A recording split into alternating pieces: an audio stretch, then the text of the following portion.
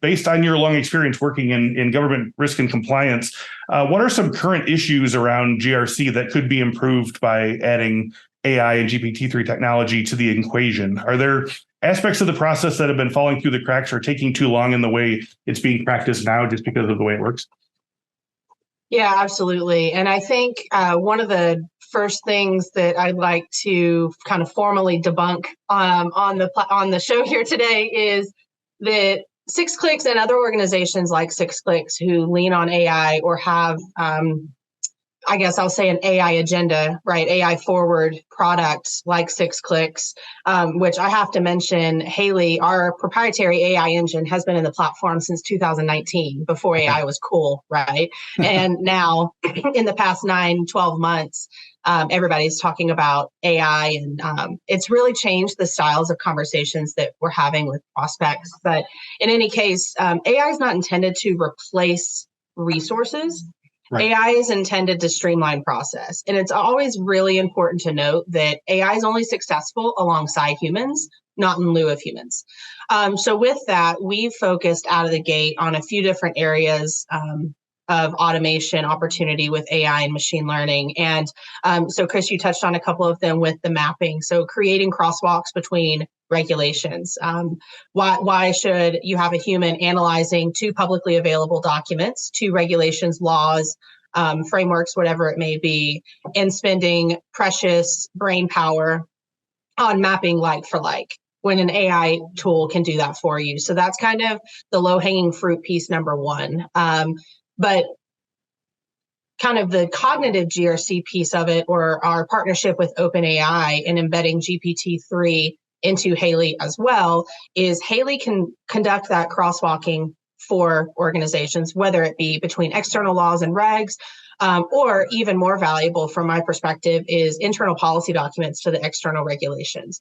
And then the OpenAI piece of the puzzle is the generative AI that then can update or suggest updates, I should say, to policy statements or internal controls based on the mapping and gaps. So the main thing here is just that AI is helping reduce the time it takes to complete a task, but humans are still sitting there making sure that the results are within their tolerance, that the results make sense for their infrastructure. If AI suggests an update to your policy documents or your internal control statements that you can't support because of whatever other guardrails you may have in place, great, don't change it.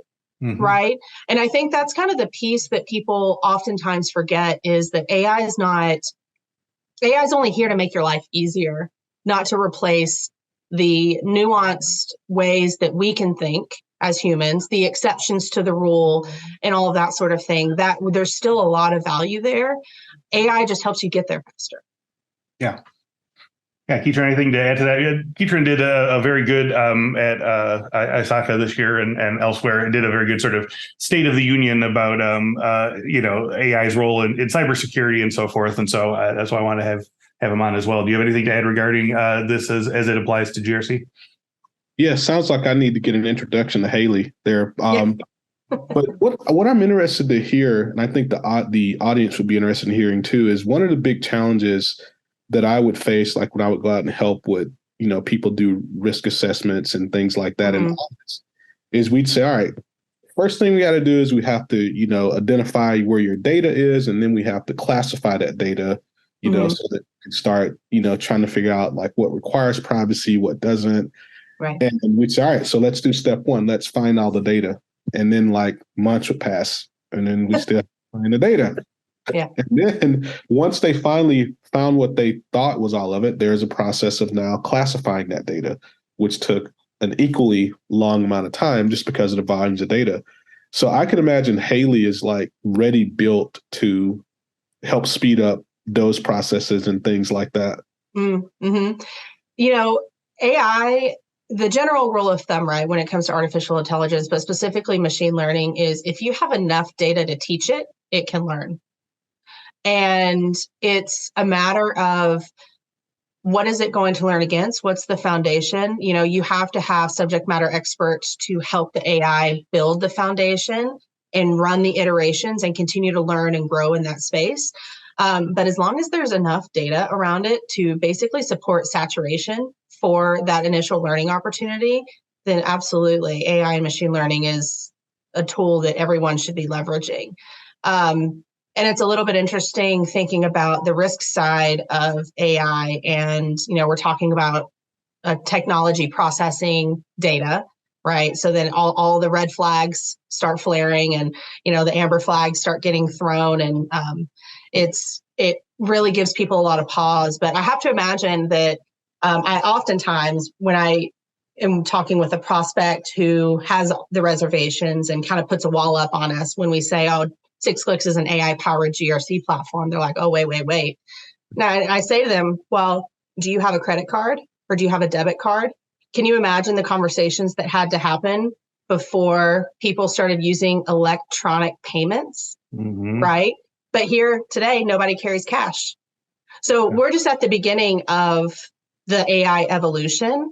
And I think it's just a matter of continuing to teach the market that there are some really rudimentary but time-consuming tasks that AI can help solve. Let's start there, right? We're not saying throw all your PII in an AI engine and send it out to the public web, right? We're just saying give it all of the data that's hard to sort through, that's hard to analyze with one person or a few resources, and let it work its magic for you, and then just validate. So long-winded way of saying absolutely, Keatron, that could be the perfect use case because it just needs lots of data, right? And that's it.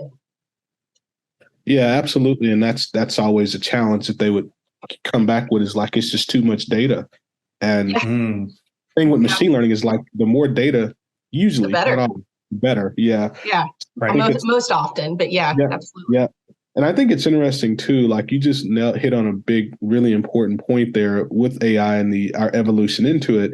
What I always tell people is, if you can remember watching the old black and white little old videos of us trying to learn how to fly, where it'd be the person that would have like these leaves strapped onto their arms and they're trying to. This was before we discovered thrust and lift and all these things, right? That's where we are with AI. We're at that.